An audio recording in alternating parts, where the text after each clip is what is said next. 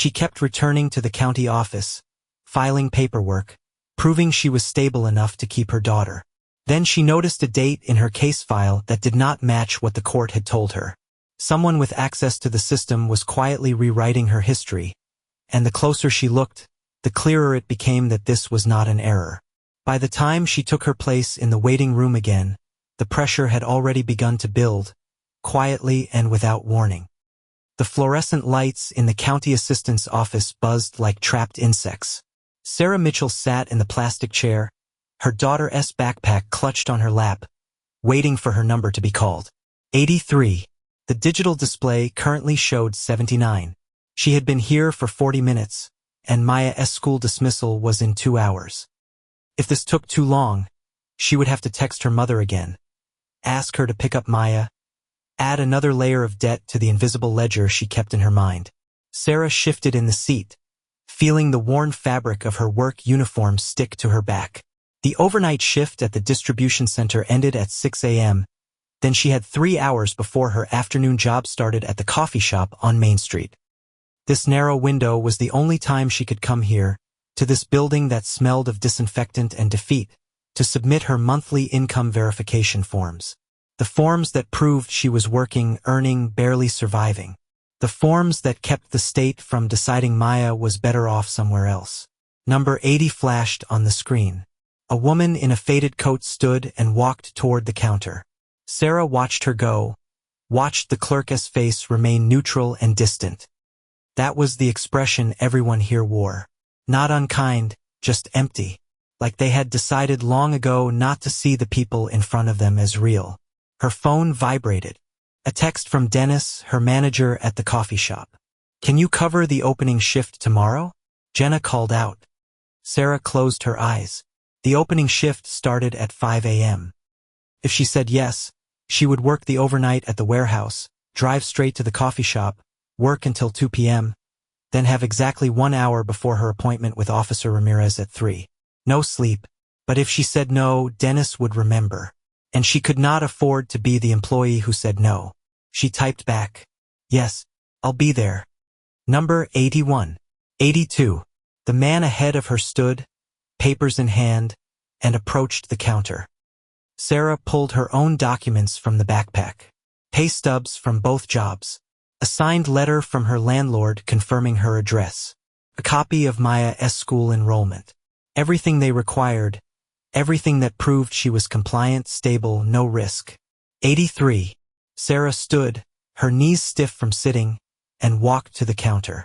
The clerk, a middle-aged woman with reading glasses on a chain, glanced up briefly.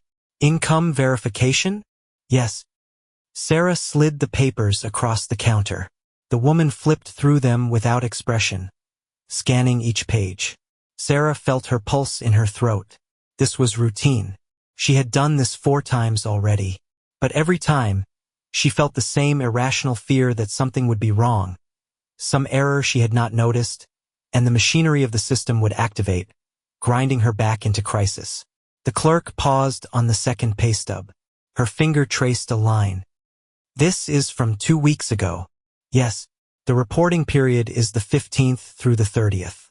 That falls within it." The woman said nothing, just made a notation on a form. She turned to her computer, typed something, waited. The screen reflected in her glasses. Sarah could not see what it said. "You need to update your employment information," the clerk said finally. "We have you listed at 1 job. You re-showing income from 2. I updated it last month. I submitted the form in person." The woman clicked her mouse, scrolled. "I do not see it in the system." Sarah felt the familiar tightness in her chest. "I can bring another copy." "You need to. Without it, this verification is incomplete." The clerk slid the papers back across the counter. "You have until the 5th to submit, or your case will be flagged for review." Flagged. The word hung in the air like smoke. Flagged meant a caseworker would be assigned. Flagged meant home visits, interviews, scrutiny. Flagged meant Maya would be asked questions at school by people with clipboards. "I'll bring it tomorrow," Sarah said. The clerk nodded, already looking past her to the next number on the screen. Sarah gathered the papers and walked out of the office, into the cold November air. Her hands were shaking. She sat in her car, a 15-year-old sedan with a cracked windshield, and stared at the dashboard. She had submitted that form. She remembered it. She remembered standing at this same counter, handing it to a different clerk, watching him stamp it received. But it was not in the system. And in the system, if it did not exist, it had never happened. She drove to the coffee shop, parked in the employee lot behind the building, and sat for a moment before going inside. The exhaustion was a physical weight now, pressing down on her shoulders, blurring the edges of her vision. She had slept 4 hours last night. She would sleep less tonight. This was the arithmetic of her life now. Subtract sleep, subtract rest, subtract anything soft, and hope the remainder was enough to keep the structure standing. Inside, the shop was warm and loud with the espresso machine as hiss. Dennis was behind the counter, his face tight with stress. Thank God. We re-slammed. Sarah tied on her apron and stepped into the rhythm without speaking. Orders, drinks, transactions. She moved through it mechanically, her mind only half present. The other half was running calculations. If she had to go back to the county office tomorrow with the employment form, she would need to leave the coffee shop early. That meant losing 2 hours of pay. 2 hours was $18 after taxes. $18 was the difference between paying the electric bill on time or paying it late with a reconnection fee. At 1:30, during a brief lull, she pulled out her phone and searched for the form online. It was a PDF 6 pages long. She had filled it out by hand last time, but she could print a new copy at the library. The library closed at 5. If she left here at 2, drove directly there, she could make it. Her phone buzzed again. This time it was her mother. Can you pick up milk on the way home? Maya wants to make pancakes. Sarah typed back. I'll try. She would not try. She did not have time.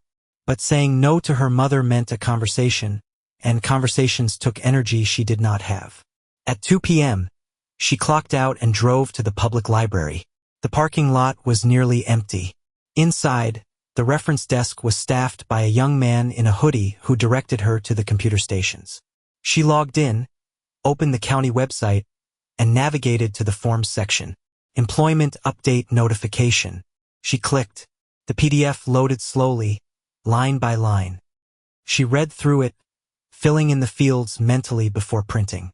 Employer name, address, start date, hourly wage, supervisor contact. The printer jammed halfway through page 3. Sarah stood, walked to the machine, opened the paper tray. A crumpled sheet was wedged inside. She pulled it out carefully, trying not to tear it, and reloaded the paper. The printer beeped. She pressed resume. Nothing happened. The young man from the desk appeared beside her. It does that sometimes. You have to restart it. He reached around her, pressed a button, and the machine cycled through a loud startup sequence. Try again. Sarah sent the print job again. This time it completed. She gathered the pages, checked them for smudges, and carried them to a table. She needed a pen. She patted her pockets. Nothing. The young man was already back at the desk. She walked over.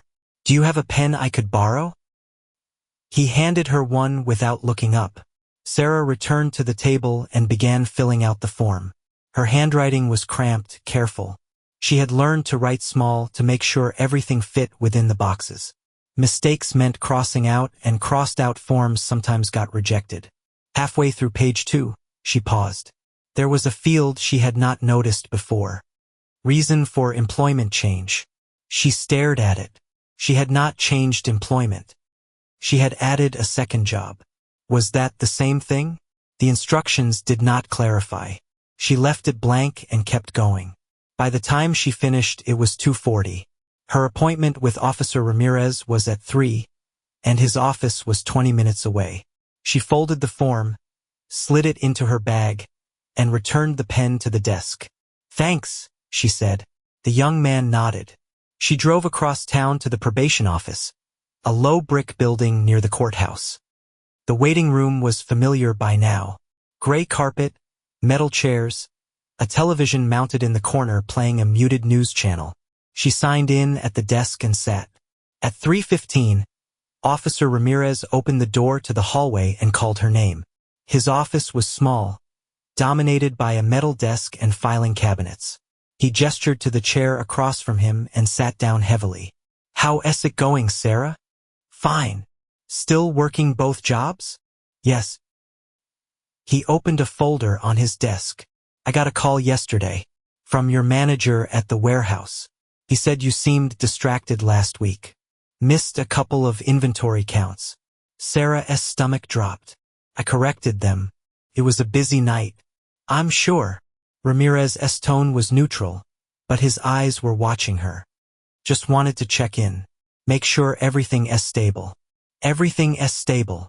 He made a note in the folder. "And Maya? School going okay?" "Yes." "Good." He closed the folder. "Next appointment is in 2 weeks. Same time." Sarah stood. "Okay." She walked out of the building and sat in her car, gripping the steering wheel. Someone had called Ramirez. Someone from the warehouse. She replayed the previous week in her mind, searching for the moment that had triggered this. She had been tired, yes. She had miscounted a pallet of boxes. But she had caught the error herself, fixed it before the end of the shift. Why would anyone report that? Unless someone was watching for a reason to report. She started the car and drove home. A tiny duplex on the edge of town that she rented month to month. Her mother's car was in the driveway. Inside, Maya was at the kitchen table working on homework. Her mother was washing dishes. "Hey, sweetie," Sarah said, dropping her bag by the door. Maya looked up. "Did you get the milk?" Sarah's chest tightened. "I forgot. I'm sorry." Maya's face fell. "You said we could make pancakes." "I know. I'll go back out." Her mother turned off the water. "Sarah, you look exhausted. I can go." "No, I'll do it." She grabbed her keys and walked back to the car. The nearest store was a Quick Mart 3 blocks away. She bought a gallon of milk and a box of pancake mix, paid with the last cash in her wallet, and drove back. When she walked in, Maya was still at the table, but her mother was in the living room, arms crossed. "We need to talk." Sarah set the groceries on the counter. "Can it wait? I'm really tired." "No." Her mother's voice was firm. "Maya got a note from school today. They want to schedule a meeting." Sarah's pulse spiked. "What kind of meeting?" "With her guidance counselor. About her home situation." Sarah closed her eyes. "Did they say why?" "No. Just that it's routine." Her mother's expression softened. "But Sarah, you know it's not routine. Someone talked to them." Sarah opened her eyes. "Who?" "I do not know. But you need to be careful." Careful. She was always careful. She followed every rule, met every deadline, smiled at every clerk and case worker and supervisor. And still, the system found reasons to tighten around her. That night, after Maya was asleep, Sarah sat at the kitchen table with the employment form in front of her. She stared at the blank field. Reason for employment change. She picked up the pen and wrote, in small careful letters, additional income to meet financial obligations. It was true. It was neutral. It gave them nothing to question. She folded the form and placed it in her bag. Tomorrow she would take it to the county office. She would hand it to the clerk, watch them stamp it, and hope this time it stayed in the system. But as she sat there in the dim kitchen, she thought about the date. The date on the document she had glimpsed in the county office in her case file. The one that did not match. She had not meant to see it. But now she could not stop thinking about it. If one date was wrong, what else was wrong? And who had made it wrong?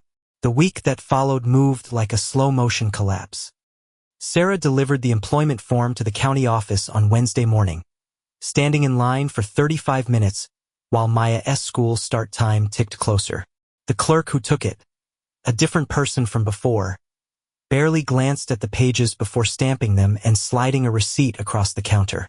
"You'll be updated in the system within 5 business days," she said, already looking past Sarah to the next person in line. 5 business days. Sarah folded the receipt into her wallet and left, knowing that updated did not mean corrected, and in the system did not mean safe. It meant another uncertain window, another stretch of waiting to see if the small piece of paper would prevent her case from being flagged, or if the machinery had already begun to move. Thursday, she worked the overnight shift at the warehouse. The supervisor, a man named Kendall with a clipboard and a permanent scowl, watched her more closely than usual. When she finished scanning a pallet of boxed electronics, he walked over and re-scanned 3 of them himself, checking her work. He said nothing, just marked something on his clipboard and moved on. Sarah felt the scrutiny like a hand on her shoulder, pressing down. At 5:30 a.m., as she clocked out, Kendall stopped her at the door. "Sarah, you got a minute?" Her exhaustion made everything feel slightly unreal, but the fear was sharp and immediate. "Sure." He led her to a small office off the main floor. Inside, he closed the door and leaned against the desk. "I wanted to give you a heads up. Corporate's doing a round of performance reviews next month. Attendance, accuracy, reliability. The usual." Sarah nodded, her throat dry. "Okay. You've been solid," Kendall said. "But there've been a couple of notes. Little things. I just want to make sure you re-aware." "What kind of notes?" He shrugged. "Missed counts. A late clock in 2 weeks ago. Like I said, little things, but they add up." She had not been late. She was never late. But arguing felt dangerous, so she just said, "I'll be more careful." "Good." He opened the door, signaling the conversation was over. Sarah walked to her car, her legs heavy, and sat behind the wheel without starting the engine. Someone was documenting her. Someone was building a case, and she did not know who or why or how to stop it. She drove to the coffee shop and worked her shift in a fog. Dennis barely spoke to her, which was a relief. She did not have the energy to pretend everything was fine. At 2 p.m., she clocked out and checked her phone. A voicemail from a number she did not recognize. She listened to it in the car. A woman's voice, calm and professional. "Hello, Ms. Mitchell. This is Angela Torres from Maplewood Middle School. I'm Maya's guidance counselor. I'd like to schedule a meeting with you to discuss some concerns that have come to our attention. Please call me back at your earliest convenience." Sarah deleted the voicemail and stared at the dashboard. Concerns. That word again. Vague, ominous, impossible to prepare for. She called the number back. It rang 4 times before Angela Torres answered. "Hello, this is Angela. This is Sarah Mitchell. I got your message." "Yes, thank you for calling back." The woman's tone was warm, but Sarah had learned not to trust warmth. "I wanted to touch base about Maya. She is a wonderful student, very engaged in class. But one of her teachers mentioned that she seemed a little withdrawn recently, and we just wanted to make sure everything at home is okay." Sarah's grip on the phone tightened. "Everything is fine. I'm glad to hear that. Still, I think it would be helpful for us to meet in person, just to check in, make sure Maya has the support she needs. Would you be available tomorrow afternoon?" Tomorrow was Friday. Sarah worked the coffee shop until 2, then had a shift at the warehouse starting at 10 p.m. That left an 8-hour window, but she had planned to sleep for at least 4 of those hours. "What time?" "How about 3:30? After school dismissal, so Maya can join us if that is helpful." Sarah closed her eyes. "Okay, 3:30. Perfect. I'll see you then." The call ended. Sarah sat in the parking lot, watching people walk in and out of the coffee shop, living lives that did not require this constant vigilance. She wanted to scream. She wanted to sleep. She wanted to disappear. Instead, she drove home. Her mother was in the kitchen making sandwiches. Maya was at the table reading. Sarah dropped her bag by the door and sat down across from her daughter. "How was school?" she asked. Maya looked up. "Fine. Anything you want to talk about?" Maya's eyes flicked to her grandmother, then back to Sarah. "No." Sarah wanted to press, to ask if a teacher had pulled her aside, if someone had asked her questions she did not know how to answer. But Maya's face was closed, guarded, and Sarah recognized the look. It was the same one she wore when people asked her how things were going. Her mother set a sandwich in front of her. Eat something. You look pale. Sarah took a bite, but the bread felt like paste in her mouth. She forced herself to swallow. That night, after Maya was asleep, Sarah sat at the kitchen table with her laptop, searching for information about parental rights and school investigations. The results were a maze of legal jargon and contradictory advice. Some sites said schools were required to notify parents before speaking to children about home life. Others said they could conduct preliminary interviews without notification if there was concern for the child's welfare. Concern. That word again. She closed the laptop and rubbed her eyes. The exhaustion was making her thoughts slow and sticky. She needed to sleep, but her mind would not stop circling the same questions. Who had called the school? Who had called Officer Ramirez? Who was watching her and what did they want? The next afternoon, she arrived at Maplewood Middle School 10 minutes early. The building was low and sprawling, with murals painted on the exterior walls by students. Inside, the hallways smelled like floor cleaner and cafeteria food. She signed in at the front desk and was directed to Angela Torres' office. The guidance counselor was younger than Sarah had expected, maybe early 30s, with dark hair pulled into a neat bun. She stood when Sarah entered and extended her hand. Ms. Mitchell, thank you for coming. Sarah shook her hand. Is Maya here? She's waiting in the library. I thought we could talk first, just the two of us, and then bring her in if needed. Sarah sat in the chair across from the desk. Angela closed the door and sat down, folding her hands on the desk. I want to start by saying that this is not an investigation. We're just trying to make sure Maya has what she needs to thrive. Sarah said nothing. Angela continued. One of her teachers mentioned that Maya has seemed tired recently. She has also been less participatory in class discussions, which is unusual for her. We just wanted to check in and see if there is anything going on at home that might be affecting her. She is fine, Sarah said. We're fine. Angela's expression remained neutral. I'm sure you're doing your best. But I also want to make sure you're aware of the resources available to you. If you're experiencing financial stress, or if you need help with childcare, there are programs that can assist. We do not need assistance. Okay. Angela made a note on a pad of paper. Can I ask about your work schedule? Maya mentioned that you work nights sometimes. Sarah felt the ground shift beneath her. I work 2 jobs. My mother stays with Maya when I'm not home. And your mother lives with you? No. She comes over. Angela wrote something else. So Maya is alone at night until your mother arrives? No. My mother is there before I leave. Every night. Sarah's pulse was loud in her ears. Yes. Angela looked up. I'm not trying to catch you in anything, Ms. Mitchell. I'm just trying to understand the situation. The situation is that I'm working to provide for my daughter. That's it. Angela set down her pen.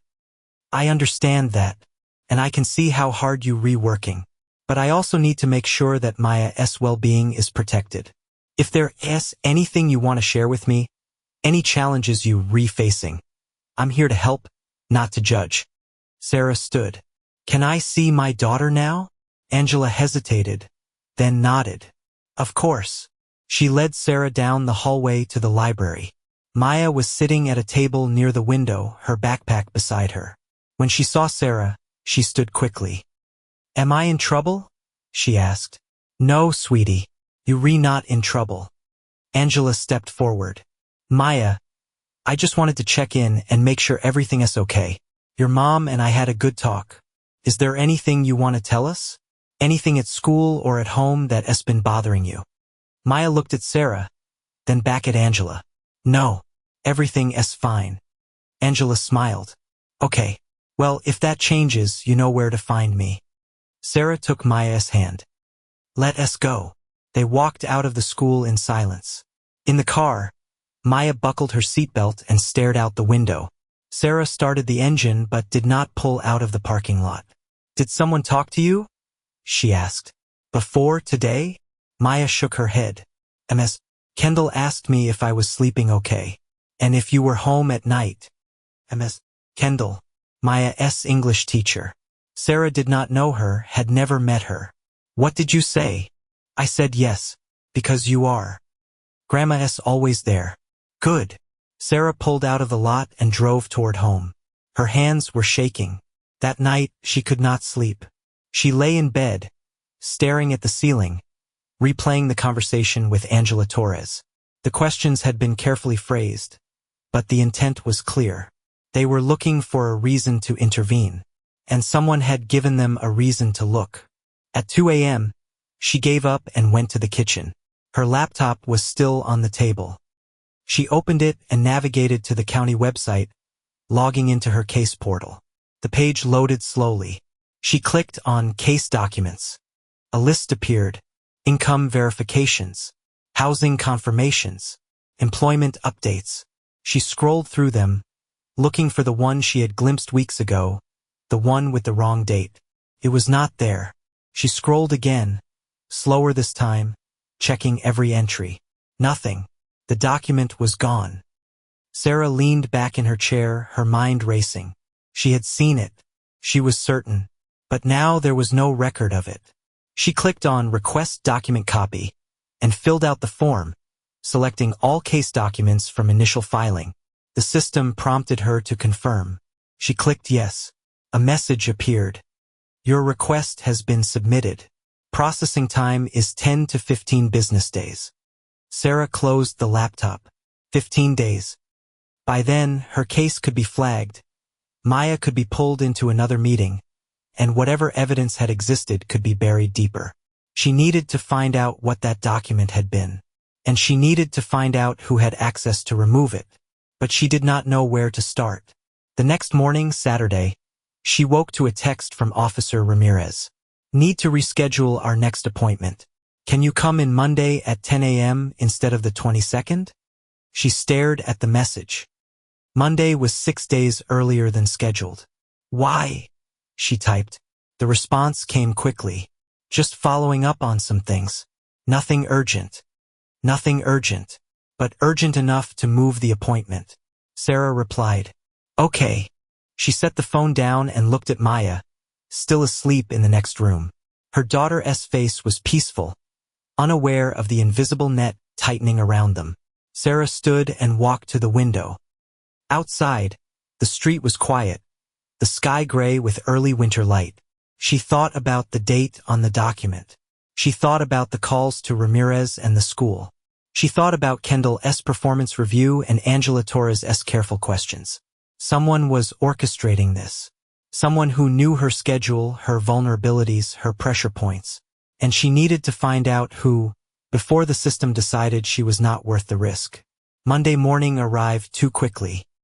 Sarah dropped Maya at school, watching her daughter walk through the front doors with her backpack slung over one shoulder, and felt the familiar knot of anxiety tighten in her chest. She had barely slept over the weekend, her mind circling endlessly around the missing document, the rescheduled appointment, the phone calls and questions that seemed to be coming from every direction at once. She drove to Officer Ramirez's office and arrived 15 minutes early. The waiting room was empty except for an older man reading a newspaper. Sarah signed in and sat, her hands folded tightly in her lap. At 10 o'clock, Ramirez opened the door and called her name. She followed him down the hallway to his office, the same small room with the same metal desk and filing cabinets. He gestured to the chair and sat down across from her. Thanks for coming in on short notice, he said, opening her file. You said it was not urgent. It is not. Just a few things I wanted to clarify. He pulled out a printed email and set it on the desk between them. I got a message last week from the Department of Child Services. They conducting a routine review of custodial arrangements for individuals on supervised release. Your name came up. Sarah's stomach dropped. Why? They did not say, but they asked me to confirm your current employment status, your living situation, and whether there have been any compliance issues. He looked up at her. I told them you've been meeting all your obligations. No missed appointments, no violations. But I wanted to let you know it is happening. Who requested the review? Ramirez shrugged. Could be automated, or it could be triggered by a report. They do not share that information with me. A report from who? I do not know, Sarah. His tone was patient, but there was an edge to it. Look, I'm on your side here. But if someone is raising concerns, the best thing you can do is stay clean, stay consistent, and do not give them anything to work with. Sarah forced herself to breathe slowly. I have not done anything wrong. I believe you, but perception matters. And right now, someone's perception is that there might be an issue. He closed the file. Just keep doing what you're redoing. Show up, work, take care of your kid. That's all you can control. She left the office feeling hollowed out. Someone had filed a report. Someone had triggered this review. And Ramirez either did not know who or would not tell her. She drove to the coffee shop and worked her shift in a state of barely controlled panic. Every time the door opened, she looked up, half expecting to see a caseworker with a badge and a clipboard. At one point, Dennis asked her if she was feeling okay, and she realized she had been staring at the espresso machine without moving for over a minute. I'm fine, she said, and went back to work. That evening, after picking up Maya from school and driving home, Sarah found her mother waiting in the driveway. Her expression was tight, worried. We need to talk, her mother said. Sarah unlocked the front door and let Maya inside. Go start your homework, sweetie. Maya looked between them, sensing the tension, but did not argue. She disappeared into her room. Sarah turned to her mother. What happened? I got a call today from a woman who said she was with Child Protective Services. She asked me questions about how often I stay with Maya, whether I've ever had concerns about your ability to care for her, whether I've seen any signs of instability in the home. Sarah's vision blurred at the edges. What did you say? I told her the truth, that you're a good mother, that Maya is well cared for, and that I'm here to help whenever you need me. Her mother's voice cracked. But Sarah, they rebuilding a file. Someone is feeding them information, and they trying to find a reason to take Maya. They not take her. I have not done anything. You do not have to do anything. You just have to look like you not handle it. Her mother stepped closer, her eyes fierce. You need to fight this. You need to find out who's doing this and stop it. Sarah sank onto the couch, her head in her hands. I do not know how. Her mother sat beside her. Start with the county office. You said you saw a document with the wrong date. Get a copy of everything in your file. Go through it line by line. If someone falsified something, there will be a trail. I requested the documents. They said it would take 15 days. Then go there in person. Demand to see your file. You have a right to know what's in it. Sarah looked up. And if they say no, then you get a lawyer. I not afford a lawyer. Her mother's jaw tightened. There are legal aid organizations. Free clinics. You find one and you make them help you. Sarah wanted to argue, to say it was pointless, that the system was too big and she was too small. But the look on her mother's face stopped her. This was not a suggestion. It was a command. The next morning, Sarah called in sick to the coffee shop and drove to the county assistant's office. She arrived when the doors opened at 8 a.m. and went straight to the information desk. I need to see my case file, she said to the clerk behind the glass. The clerk, a young woman with tired eyes, looked up from her computer. You need to submit a request form. I already did. 2 weeks ago. I need to see it now. Requests take 10 to 15 business days to process. I understand that, but I need to see my file today. The clerk's expression did not change. That's not how it works. You have to wait for the request to be processed. Sarah leaned closer to the glass. My case is being reviewed by Child Protective Services. I have a right to know what information is in my file. If I have to file a formal complaint to get access, I will. The clerk blinked. Hold on. She stood and disappeared into a back office. Sarah waited, her pulse loud in her ears. Around her, the waiting room filled with people. The same parade of exhaustion and desperation she had joined months ago. After 10 minutes, the clerk returned with an older woman in a blazer. The woman gestured for Sarah to follow her to a side office. Inside, The woman sat behind a desk and folded her hands. I'm Patricia Nguyen, the office supervisor. I understand you requesting immediate access to your case file. Yes. Can you tell me why? Sarah chose her words carefully. I'm under review by Child Protective Services. I believe there may be incorrect information in my file, and I need to see it to address any discrepancies. Patricia studied her for a moment, then turned to her computer. She typed something, waited, then frowned. Your request from 2 weeks ago shows as pending. It should have been processed by now. Can you process it now? Patricia clicked her mouse, scrolling. I can expedite it, but I'll need to verify your identity first. She pulled a form from a drawer and slid it across the desk. Fill this out. Sarah filled out the form, name, address, case number, signature, and handed it back. Patricia reviewed it, made a photocopy, and stood. Wait here. She left the office. Sarah sat alone, staring at the blank walls, the fluorescent lights buzzing overhead. Minutes stretched into a quarter hour. Finally, Patricia returned with a thick folder. This is everything in your file, she said, setting it on the desk. You can review it here. You're not allowed to remove any documents, but you can take notes or request copies. Can I get copies now? 10 cents a page. Sarah did the math in her head. The folder looked like it had at least 100 pages. $10. She had 12 in her wallet. Okay. Patricia left her alone with the file. Sarah opened it and began reading. The first section was intake paperwork from when she had been released and placed on supervision. Forms she had signed, statements she had made, fingerprints and photographs. Nothing unexpected. The second section was monthly reports from Officer Ramirez. Brief summaries of their meetings. Compliant. No violations. Stable housing. The language was dry, bureaucratic, unremarkable. The third section made her stop. It was a report dated 3 months ago, submitted by someone named J. Falk.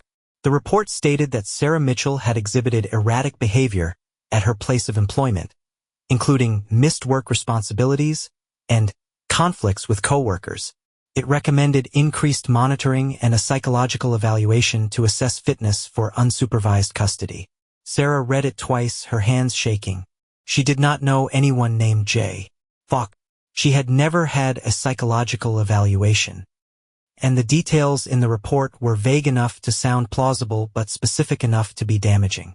She flipped to the next page. Another report, this one dated 6 weeks ago, from the same person. It claimed that Sarah S.'s daughter had been observed showing signs of neglect, including poor hygiene and nutritional deficiencies. Sarah S.'s vision blurred with rage. Maya was clean, healthy, well-fed. This was a lie. All of it was a lie. She kept reading. There were 3 more reports, each one escalating in severity, each one signed by J. Falk. The final report, dated 2 weeks ago, recommended immediate intervention by Child Protective Services. Sarah closed the folder and stood, her legs unsteady. She opened the door and found Patricia at a desk in the hallway. I need copies of pages 43 through 58, Sarah said, her voice shaking. Patricia nodded and took the folder. LLB a few minutes. Sarah waited, pacing the small office. Her mind was racing. J. Falk. She did not know the name. But someone with that name had access to her file, had submitted multiple false reports, and had built a case against her out of nothing. Patricia returned with the copies and a receipt. That S $1.60. Do you need anything else? Who is J. Falk? Patricia frowned. I do not know. That S not a name I recognize. Can you look it up? See if they work here? Patricia hesitated, then returned to her computer. She typed, scrolled, typed again. There's no employee by that name in this office. Then how did they file reports in my case? I do not know. Reports can be submitted by external parties if they have authorization. Social workers, employers, medical professionals. Can you tell me who authorized them? Patricia's expression shifted, closing off. That information is not public. You need to file a formal inquiry. Sarah felt the walls closing in. How do I do that? You can submit a written request to the county ombudsman. It can take up to 30 days for a response. 30 days. By then, the review would be complete. By then, they could have taken Maya. Sarah took the copies and left the building. She sat in her car, staring at the pages in her lap. J. Falk. A ghost name. A weapon aimed at her from the shadows. She pulled out her phone and searched for legal aid organizations in the area. The first 3 she called had waiting lists. The fourth, a nonprofit called Cornerstone Legal Services, answered on the second ring. Cornerstone Legal, this is Diane. Hi. My name is Sarah Mitchell. I need help. Someone is filing false reports against me, and Child Protective Services is reviewing my custody. I do not have money for a lawyer. There was a pause. Can you come in today? Yes. We have an opening at 2 p.m. Bring any documents you have. Sarah hung up and checked the time. It was 11:30. She had 2.5 hours. She drove to a print shop, made a second copy of the reports, and bought a folder to keep them in. Then she sat in a fast food parking lot and ate nothing, her stomach too tight to hold food. At 2 p.m., she walked into Cornerstone Legal Services, a small office above a dollar store. The waiting room smelled like old carpet and coffee. A woman in her 50s with short gray hair greeted her. Sarah Mitchell? Yes. I'm Diane Wu. Come on back. Diana's office was cluttered but organized, shelves lined with binders and law books. She gestured for Sarah to sit and took the folder of copies. She read through them in silence, her expression unreadable. Finally, she looked up. This is bad, she said, but it's also sloppy. What do you mean? These reports are vague. No specific dates, no corroborating witnesses, no documentation. If we challenge them, they fall apart. The problem is, the system does not always require proof to act. If CPS believes there's enough smoke, they assume fire. So what do I do? Diane leaned back in her chair. We file a motion to contest the review. We demand disclosure of J. Falk's identity and credentials. And we request an independent evaluation of your home environment. How long will that take? Weeks. Maybe longer. Sarah's chest tightened. I do not have weeks. Diane's expression softened. I know, but this is the process. The good news is you have no actual violations. Your probation officer supports you. Your daughter is healthy and in school. That matters. We just need to get ahead of this before it snowballs. Sarah nodded, though she did not feel reassured. Diane pulled out a legal pad. Tell me everything. Start from the beginning. Sarah talked for an hour. She told Diane about the missing document, the calls to Ramirez and the school, the performance review at the warehouse, the meeting with Angela Torres. She handed over every scrap of paper she had. Pay stubs, receipts, the county office receipt, the copies of the false reports. When she finished, Diane set down her pen. Someone is targeting you, and they have access to your case file. That's a serious problem. It means they either inside the system or they have a contact who is. How do I find out who? We start with the ombudsman inquiry. Slow, but it's legitimate. In the meantime, I'll draft the motion to contest the review and file it by the end of the week. That should buy us some time. Sarah left the office with a fragile sense of hope. It was not much, but it was more than she had walked in with. That night, she told her mother everything. They sat at the kitchen table, Maya asleep in the next room, and went through the reports line by line. J.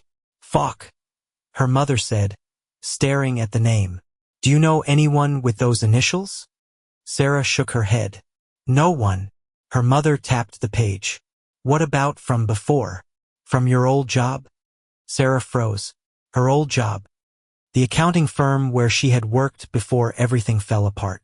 The place where she had been accused of falsifying records, the accusation that had led to her conviction. There was someone, she said slowly. Jessica Faulkner. She was in HR. Her mother looked up. Could it be her? I do not know. She left the firm before the trial. I have not heard from her since.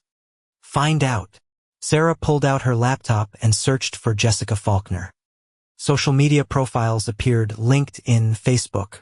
She clicked on the LinkedIn page.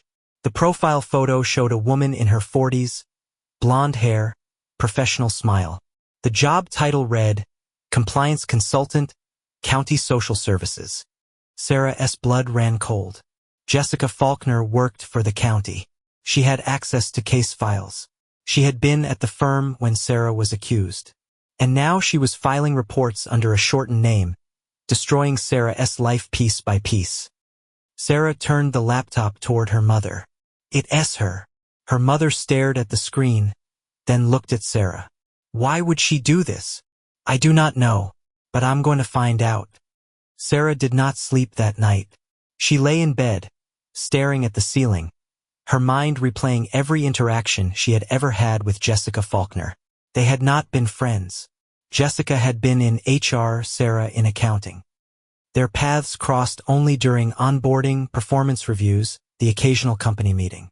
Jessica had always been polite, professional, forgettable. Until the investigation. Sarah remembered now.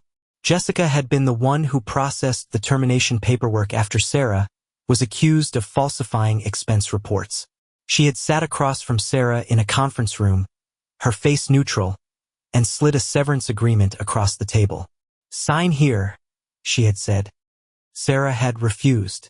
2 weeks later, criminal charges were filed. At the time, Sarah had assumed the firm's legal team was behind it, punishing her for not going quietly.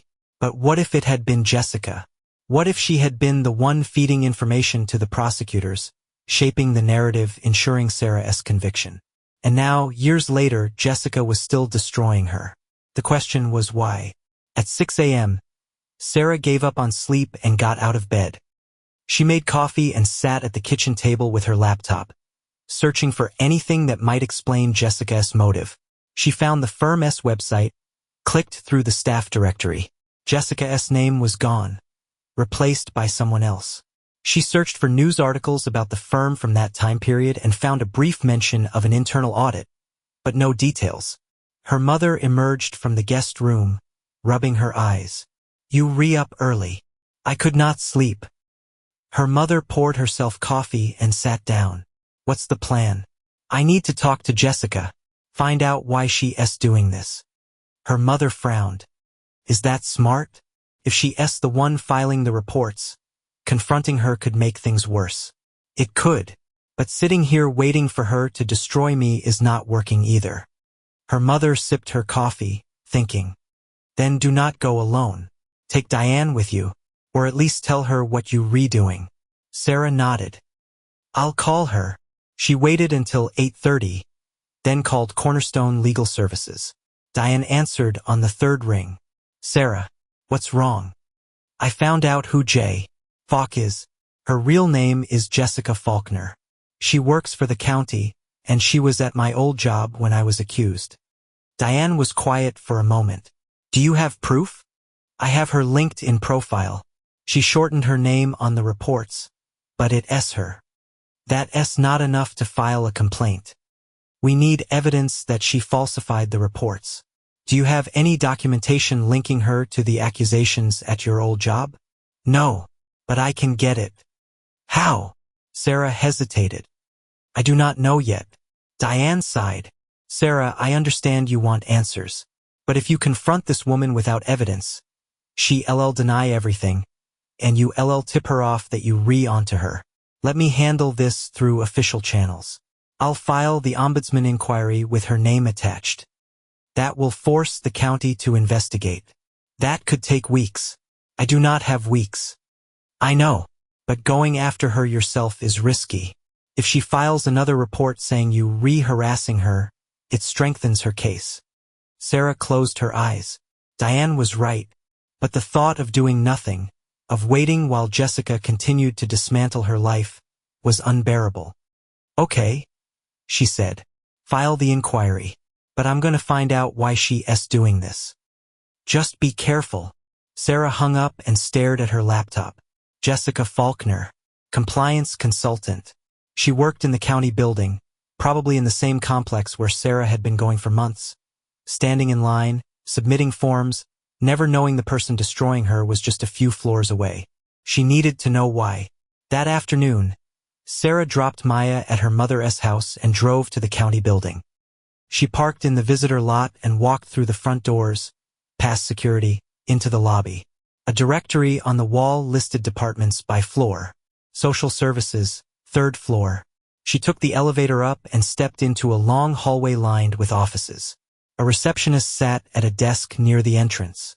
"Can I help you?" the woman asked. "I'm looking for Jessica Faulkner." The receptionist checked her computer. "Do you have an appointment?"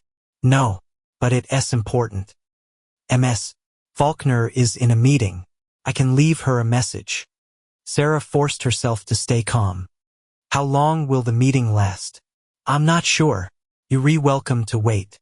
Sarah sat in a chair near the window and watched the hallway. 20 minutes passed. Then 30. Finally, a door at the end of the hall opened, and a woman stepped out. It was her. Blonde hair, professional blazer, the same polite smile from the LinkedIn photo. Jessica Faulkner walked toward the elevator, a folder tucked under her arm. Sarah stood and intercepted her. "Jessica." Jessica stopped, her expression shifting from polite neutrality to confusion. "I'm sorry, do I know you?" "Sarah Mitchell." Recognition flickered across Jessica's face, followed quickly by something else. Wariness. "Sarah, it's been a long time." "Not long enough." Jessica glanced at the receptionist, then back at Sarah. "Is there something I can help you with?" "You can stop filing false reports about me." Jessica's expression did not change, but her grip on the folder tightened. "I do not know what you talking about." "J. Fuck. That's you. You've been submitting reports to my case file, lying about my job performance, my daughter's health, everything. I want to know why." Jessica's eyes narrowed. "I think you confused. I do not have access to individual case files. And I certainly have not filed any reports about you." "Then explain why your name shows up in my file." "It does not. You just said the reports are signed J. Fuck. That's not my name." Sarah stepped closer. "Jessica Faulkner. J. Fuck. Do not insult me." Jessica's jaw tightened. "I do not know who's filing reports in your case, but it's not me. And if you continue to harass me, I'll file a complaint." "Go ahead. I've already filed an inquiry with the ombudsman. They're going to investigate every report in my file, including yours." For the first time, Jessica's composure cracked. Just for a second, but Sarah saw it. Fear. "You need to leave," Jessica said quietly. "Not until you tell me why you're doing this." Jessica looked around, then lowered her voice.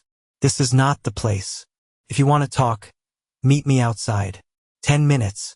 She turned and walked toward the elevator. Sarah watched her go, her pulse racing. She did not trust Jessica, but this was the closest she had come to answers. She left the building and waited in the parking lot. 10 minutes passed, then 15. Sarah was about to give up when Jessica appeared, walking quickly toward a sedan parked near the back of the lot. Sarah followed her. "I'm here. Talk." Jessica unlocked her car but did not get in. She turned to face Sarah, her arms crossed. "You want the truth? Fine. I did not file those reports to hurt you. I filed them because I had to." "What does that mean?" Jessica's voice was tight, angry. "After you were fired, the firm conducted an internal audit. They found discrepancies in the accounts you managed. But they also found discrepancies in other departments, including mine." Sarah stared at her. "You were stealing." "I was not stealing. I made a mistake on a benefits disbursement. A mistake that could have cost me my job and my license. When the firm's lawyers started looking into it, I panicked. I told them the irregularities in your accounts were worse than they were. I gave them enough to shift the focus onto you." Sarah felt the ground tilt beneath her. "You framed me." "I did not frame you. You made mistakes too. I just made sure the firm saw yours first." "And now? Why are you still coming after me?" Jessica looked away. "Because you requested your case file." When you submitted that request, it flagged in the system. My supervisor asked me to review it, make sure there were no issues. I saw your name and I panicked again. If you dug too deep, if you found out what I did back then, it could all come out. So I filed the reports to discredit you, to make sure no one would take your accusations seriously. Sarah's hands clenched into fists. You destroyed my life. Twice. I know. Jessica's voice broke. I know, and I'm sorry. But I not undo it. If I come forward now, I lose everything. My job, my career, maybe worse. So you were going to let them take my daughter? Jessica flinched. I did not think it would go that far. I thought you'd back off. Sarah stepped closer, her voice shaking with rage. You thought wrong. Jessica's eyes filled with tears. What do you want from me? I want you to tell the truth. I want you to withdraw every report you filed and admit what you did. I not. They'll destroy me. Good. Jessica wiped her eyes. Please, there has to be another way. Sarah stared at her, at this woman who had stolen years of her life out of cowardice. She wanted to scream. She wanted to hit her. But more than anything, she wanted Jessica to feel the weight of what she had done. There is another way, Sarah said slowly. You write a statement. Everything you just told me. You send it to my lawyer and you send it to the ombudsman. You do not have to go public. But you give me enough to clear my name and stop the review. Jessica shook her head. If I do that, it's the same as confessing. Then confess. I not. Sarah turned and walked away. Wait. Jessica called after her. What are you going to do? Sarah stopped but did not turn around. I'm going to fight. And when I win, everyone is going to know what you did. She got in her car and drove away, her hands shaking on the wheel. She had the truth now. But truth without proof was just another story. And she had learned the hard way that stories did not hold up in court. That night, she met with Diane and told her everything. Diane listened, taking notes, her expression grim. It's not enough, Diane said when Sarah finished. Her confession to you is not admissible. We need documentation, witnesses, something that ties her to the original accusations at the firm. Then how do we get it? Diane tapped her pen on the desk. We subpoena the firm's records from your case. If Jessica altered documents or gave false testimony, there will be a trail. It'll take time, but it's our best shot. How much time? Months. Maybe longer. Sarah's chest tightened. I do not have months. I know. But in the meantime, I can file an emergency motion to halt the CPS review based on the evidence of falsified reports. It's not a guarantee, but it might buy us time. Sarah nodded, though the fragile hope she had felt earlier was crumbling. The motion was filed 3 days later. A week after that, Sarah received a letter from Child Protective Services. The review had been suspended pending further investigation into the reports filed by J. Falk. It was not a victory, but it was a reprieve. 2 months later, Diane called with news. The subpoena had turned up emails between Jessica and the firm's legal team. Emails that showed Jessica had knowingly exaggerated Sarah's mistakes to protect herself. The firm, facing potential liability, agreed to a settlement that included a formal acknowledgement that Sarah's termination had been based on incomplete information. It was not an exoneration, but it was enough to get the charges expunged from her record. The CPS review was officially closed. The reports filed by J. Falk were removed from Sarah's case file. Jessica Faulkner resigned from the county 2 weeks later, citing personal reasons. Sarah did not feel triumphant. She felt tired. She still worked 2 jobs. She still lived paycheck to paycheck. Maya still asked questions Sarah did not always know how to answer.